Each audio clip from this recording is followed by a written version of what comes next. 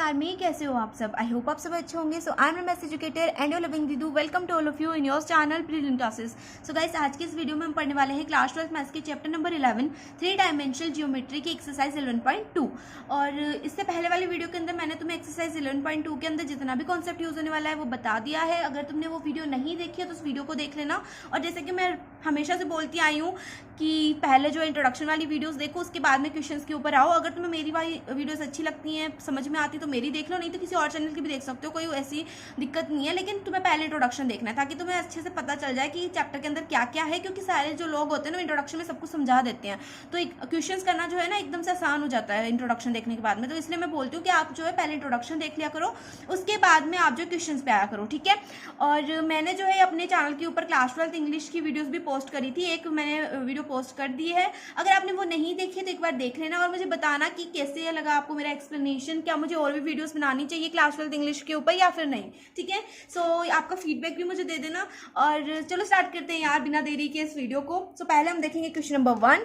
So question number 1 हमें given है, show that the 3 lines with direction cosines. ये हमें 3 लाइन्स के डायरेक्शन कोसाइंस गिवन है और हमें शो करना है कि तीनों लाइन्स क्या है, परपेंडिकुलर है। तो हमने कॉन्सेप्ट वाली वीडियो के अंदर एक चीज पढ़ी थी, एक रिमार्क पढ़ा था, A1 A2 प्लस में B1 B2 प्लस में C1 C2 is equal to होता है 0 के। जब भी हमारी कोई दो लाइंस परपेंडिकुलर होती हैं तो उनका जो मल्टीप्लिकेशन होता है वो क्या होता है, इक्वल होता है 0 के। तो पहले हम क्या करेंगे, इन सभी को क्या कर लेंगे, एक लाइन लेट कर लेंगे। जैसे मैं लेट कर रही हूँ, let direction cosines of AB। ये मैंने लेट कर ली कि ये क्या है, AB के डायरेक्शन कोसाइंस है। तो मैं यहाँ पे लिखूंगी 12/13 माइनस का 3/13 एंड माइनस का 4/13। ये क्या है, डायरेक्शन कोसाइंस है AB के। And direction cosines of BC के डायरेक्शन कोसाइंस मैं इनको लेट कर रही हूँ कि ये BC के डायरेक्शन कोसाइंस है 4/13 12/13 एंड 3/13, ठीक है। और CD के डायरेक्शन कोसाइंस में इनको लेट करूंगी। सो यहाँ पे लिख देते हैं direction cosines of CD is equal to ले लेंगे 3/13 माइनस का 4/13 एंड 12/13। अब हम क्या करेंगे, ये वाली जो हमारा रिमार्क था ये वाला यूज करेंगे हम इनके लिए, ठीक है। तो यूज कैसे करेंगे मैं तुम्हें समझाती हूँ एक बार।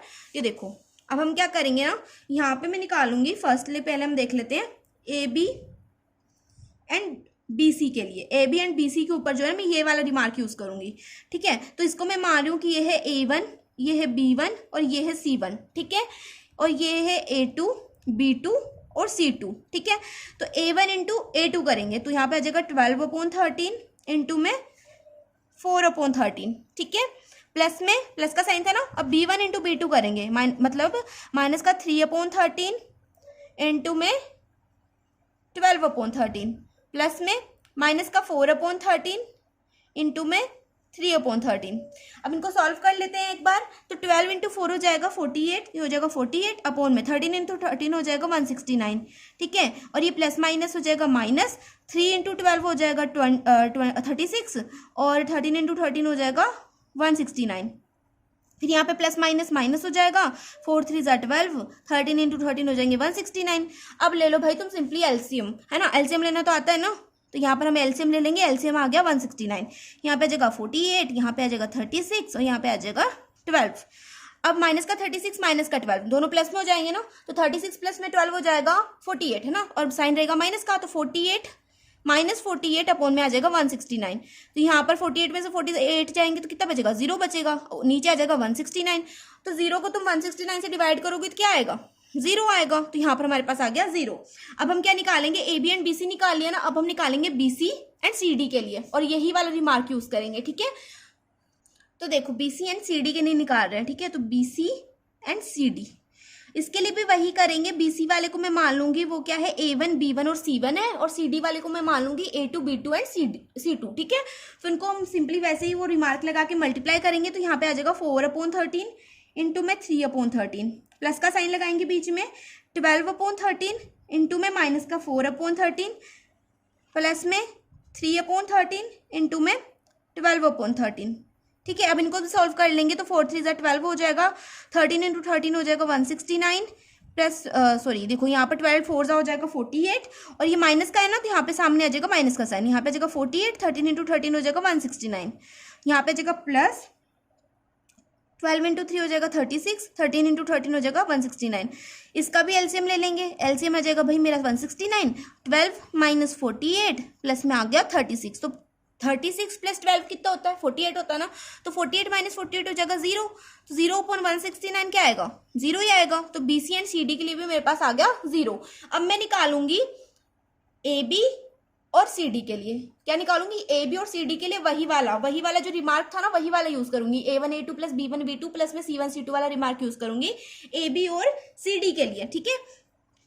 और ए बी वाले को मैं मान लूंगी क्या है, वो A1 B1 और C1 है, और जो सी डी है वो क्या है, A2 B2 और C2 है, ठीक है।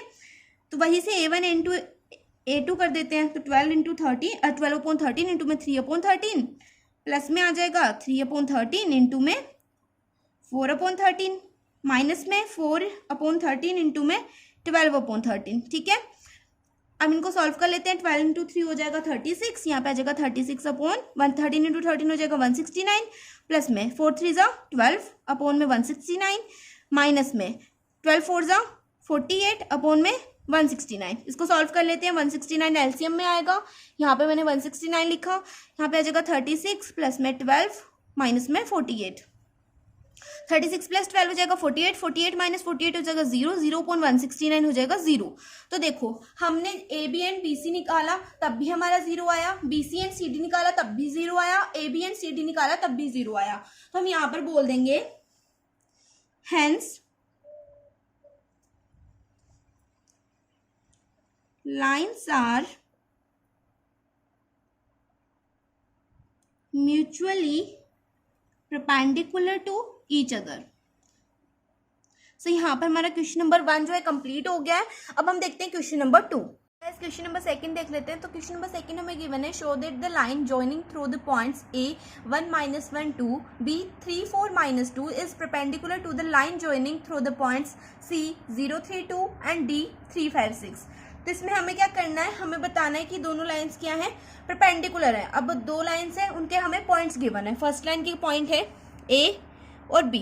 ए पॉइंट हमें गिवन है 1 - 1 और 2, ये ए लाइन है, ए पॉइंट है। और कोई बी पॉइंट हमें गिवन है 3 4 - 2, ठीक है। अब ऐसी कोई और लाइन है, ये है सी डी लाइन, ठीक है। सी डी लाइन का मेरे को सी पॉइंट गिवन है 0 3 2 और डी पॉइंट मुझे गिवन है 3 5 6। मुझे बताना है कि दोनों लाइंस क्या है, परपेंडिकुलर है। अभी तो मैंने पैरेलल में लिखी हुई है, पर तुम समझ लो कि क्या है, परपेंडिकुलर है। ये मुझे प्रूव करना है। तो कोई भी दो लाइंस परपेंडिकुलर है, ये हम कैसे प्रूव कर सकते हैं, ये हम प्रूव कर सकते हैं फर्स्ट रिमार्क से, जो हमने एक्सरसाइज 11.2 के इंट्रोडक्शन में पढ़ा था कि A1 A2 प्लस में B1 B2 प्लस में C1 C2 is equal to क्या होना चाहिए, 0 होना चाहिए। तभी हमारी दोनों लाइंस क्या होंगी, परपेंडिकुलर होंगी, ठीक है। यहाँ तक तो समझ में आ गया होगा। तो अब हम क्या करेंगे, इन दोनों लाइंस की निकालेंगे डीआरस, ठीक है। डीआरस मतलब डायरेक्शन रेशियोज। तो डीआरस हम कैसे निकालते हैं, अगर हमें कोई दो पॉइंट्स गिवन हो तो हम डीआरस कैसे निकालते हैं। पहले मैं डीआरस निकाल रही हूँ ए बी के। तो हम डीआरस कैसे निकालते हैं, हम क्या करते हैं, टर्मिनल माइनस कर देते हैं इनिशियल, है ना। मतलब x2 - x1 कर देते हैं, y2 - y1 कर देते हैं, z2 - z1 कर देते हैं, है ना, यही करते हैं ना। तो यहाँ पर 3 - 1 करेंगे तो 3 - 1 होता है 2। तो यहाँ पर आ गया फर्स्ट, तो 2 आ गया। 4 में से हमें माइनस करना है माइनस के 1 को, 4 माइनस माइनस का 1, तो माइनस माइनस प्लस हो जाएगा, 4 + 1 हो जाएगा 5। अब माइनस के 2 में से हमें माइनस करना है 2 को, माइनस के 2 में से माइनस करना है 2 को, तो क्या होगा, माइनस माइनस प्लस हो जाएगा, माइनस का 4 आ जाएगा, 2 2 4 होता है ना, तो माइनस का 4 आ गया। ये तो आ गया मेरे पास डीआरस ऑफ ए बी। इनको हम मान लेंगे A1 B1 और C1। आगे बात समझ में। अब डीआरस ऑफ सी डी निकालते हैं। तो डीआरस ऑफ सी डी क्या आ जाएंगे, यहाँ पर भी हम 3 में से 0 को माइनस करेंगे तो 3 आएगा, 5 में से 3 माइनस करेंगे तो 2 आएगा, और 6 में से 2 माइनस करेंगे तो 4 आएगा। x2 - x1 y2 - y1 z2 - z1, ये किया है हमने, ठीक है। और यहाँ पर ये हो गए डीआरस ऑफ सी डी आ गए A2 B2 और C2, ठीक है। अब हम इसको जो है इसके अंदर लगाएंगे, इस थ्योरम को लगाएंगे। तो A1 A2, A1 क्या है, 2 है, 2 इंटू A2 क्या है, 3 है, तो 2 इंटू 3 प्लस में B1 B2 5 इंटू 2 प्लस में C1 C2, C1 क्या है -4 है और C2 क्या है +4 है। इनको मल्टीप्लाई कर दो, 3 2 6 प्लस में 5 2 10, यहाँ पे प्लस माइनस माइनस हो जाएगा, 4 4 16, ठीक है। 10 + 6 कितना होता है, 16 होता है, और 16 - 16 कितना होता है, 0 होता है ना। तो यहाँ पर जो है हमारा प्रूव हो गया, हमने इसको प्रूव कर दिया इक्वल टू 0। तो यहाँ पर हम लिख देंगे hence lines are perpendicular to each other. यही तो हमें प्रूफ करना था। दो लाइंस परपेंडिकुलर कब होती हैं? जब उनके डीआरस का मल्टीप्लीकेशन का सम क्या होता है? इक्वल होता है 0 के।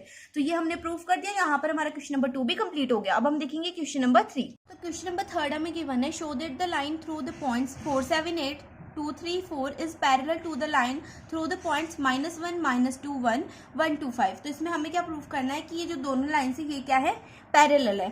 तो पैरेलल प्रूफ करने के लिए मैंने तुम्हें एक दूसरी थ्योरम बताई थी, एक रिमार्क बताया था कि दो लाइंस पैरेलल कब होती हैं? जब उनके डीआरस या फिर जो डिसीज होते हैं, डायरेक्शन रेशियो या डायरेक्शन कोसाइन जो होते हैं, उनका रेशियो A1 A2 इक्वल हो B1 B2 is equal to C1/C2 के, तब वो जो दो लाइन्स है वो क्या होंगी?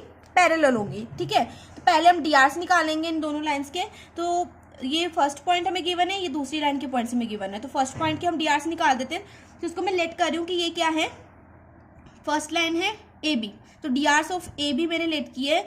डीआरस ऑफ AB क्या आएंगे? ये 4, 7, 8, इसको तुम मान लो X1, Y1 और Z1। ठीक है, इसको तुम मान लो X2, Y2 और Z2। तो X2 माइनस X1 करना है ना, तो 2 - 4 क्या हो जाएगा? 2 - 4 करेंगे तो हमारे पास आ जाएगा -2। 3 - 7 करेंगे तो आ जाएगा -4। 4 - 8 करेंगे तो आ जाएगा -4। ठीक है, अब डीआरस ऑफ BC निकालेंगे। तो डीआरस ऑफ BC या फिर CD निकाल दो। डीआरस ऑफ CD, इसको मैं CD मान रही हूँ, इसको मैंने माना X1, Y1, Z1 और ये है X2, Y2, Z2। ठीक है, तो X2 में से X1 को माइनस करना है, तो 1 माइनस माइनस का 1, 1 माइनस माइनस का 1 क्या हो जाएगा? 2 हो जाएगा। 2 माइनस माइनस का 2, मतलब तुम्हें बता देती हूँ, तुम कंफ्यूज मत होना। कंफ्यूज देखो यार, मेरी प्रोनाउंसिएशन कितनी अच्छी है ना। 2 माइनस माइनस का 2, तो माइनस माइनस प्लस हो जाएगा, ये हो जाएगा 4, है ना। 5 - 1, 5 में से 1 को निकालोगे तो बच जाएगा 4। तो ये आ गया हमारे पास डीआरस ऑफ CD 2, 4, 4। ठीक है, अब इनका क्या करेंगे? हम रेशियो निकालेंगे। तो इसको मान लो तुम A1, B1, C1। ठीक है, और ये है A2, B2, C2। तो देखो A1/A2 करना है ना, तो यहाँ पे जगह -2/2 इज इक्वल टू B1/B2 हो जाएगा -4/4, C1/C2 हो जाएगा -4/4। ठीक है, इनका अब हम रेशियो निकालेंगे। तो 2 से ये 2 कटेगा 1 टाइम, तो यहाँ पे जगह -1/1, तो इसको -1 भी लिख सकते हैं। अब 4 से ये कटेगा 1 टाइम, तो यहाँ पे जगह -1 इज इक्वल टू ये भी आ जाएगा -1। तो सबका रेशियो क्या आ रहा है? सेम आ रहा है। तो हम यहाँ पे बोल देंगे डीआरस of AB and CD are equal, hence lines are parallel. ठीक है, डीआरस इक्वल है, इसलिए जो लाइंस हैं वो क्या है? पैरेलल है। तो यहाँ पर हमारा क्वेश्चन नंबर 3 भी कंप्लीट होता है। अब हम देखेंगे क्वेश्चन नंबर 4। क्वेश्चन नंबर 4 हमें गिवन है, find the equation of line which passes through the points 1, 2, 3 and is parallel to the vector 3i plus में 2j माइनस में 2k कैप।